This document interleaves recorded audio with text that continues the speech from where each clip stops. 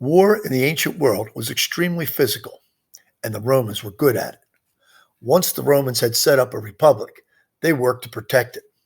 The republic developed a formidable fighting force of well-trained professional soldiers called the legion. It was the ultimate weapon of ancient warfare. The Romans were able to gain territory because they had a strong army that was organized into legions. Each legion contained some 5,000 soldiers called legionaries and was divided into groups of 60 to 100 soldiers. It was a privilege to serve in Rome's legions. At first, only property-owning citizens could join, and they had to supply their own weapons. When the battle season finished in October, everybody went home. The legion had several advantages over the phalanx. The legion was smaller and could move faster. Soldiers in a phalanx fought as a group and attacked from only one direction. Each legionary depended on his own fighting ability. The groups within the legion could split off from the main body and attack from the sides and the rear as well as the front. Training was key to the legion's success. Legionaries were well trained. They spent hours practicing with their double-edged iron swords. They went on long marches every day. Legionaries learned to carry out complicated instructions in the chaos of battle. At the end of each day, they built a fortified camp with deep ditches and high walls called palisades. Over time, they also built the straight roads out of lava block so soldiers and supplies could move forward rapidly, and strong bridges that connected the republic and carried its men to battle. The Romans were mild rulers. At first, they did not tax people they conquered. They let the conquered people keep their own governments and take care of their own affairs. Some were even allowed to become Roman citizens. In return, the conquered people were expected to serve in the Roman army and to support Rome's foreign policy. As a result, many enemies of Rome became loyal Roman allies. The conquest and wealth that came with them changed Rome's economy and government. Among the changes were the replacement of small farms with large estates, the use of enslaved people, a movement from farms to cities, and the decline of the Roman Republic. Rome's conquest brought changes in agriculture. One change was in the size and purpose of farms. Most Romans had been small farmers who believed in hard work and service to Rome. Now the small farms were replaced by large estates called latifundias. The small farms had grown wheat for food. Latifundias, on the other hand, produced crops, sheep, and cattle for sale at the market. Some contained olive groves and vineyards.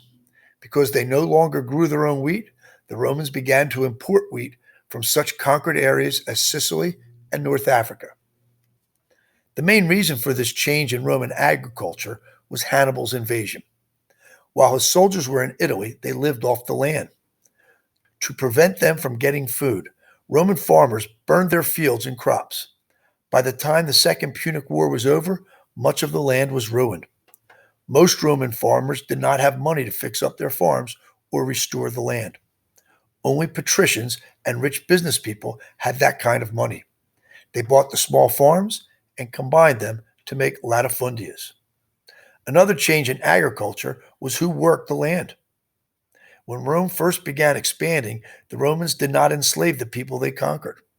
By 146 BC, that was no longer true.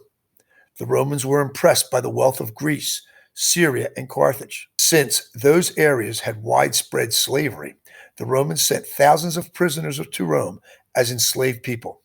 Most lived and worked on latifundias. The farmers who had sold their land had few choices. They could stay and work the land for the new owner or move to the city.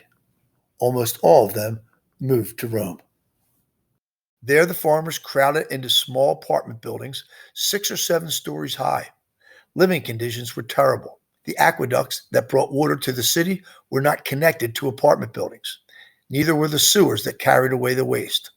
Buildings often caught fire or collapsed.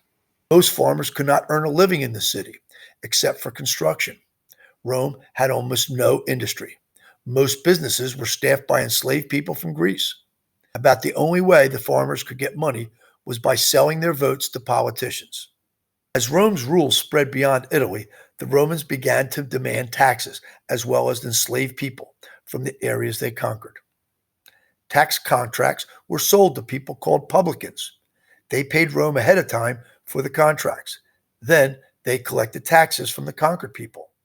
The amount of taxes collected was supposed to be no more than 10% above the price paid for the contract. Most publicans, however, made extra money. By about 135 BC, Rome was in a great deal of trouble. Because farmers had lost their land, they had also lost their economic and political independence. Merchants had become poor because rich Romans could get luxuries elsewhere. Artisans had lost business because the rich Romans wanted goods from Greece and Syria. Government officials were too busy getting rich to worry about solving the Republic's problems. The gap between the rich and the poor grew greater. The poor hated the rich for what the rich had done to them. The rich hated and feared the poor. Rome was no longer politically stable.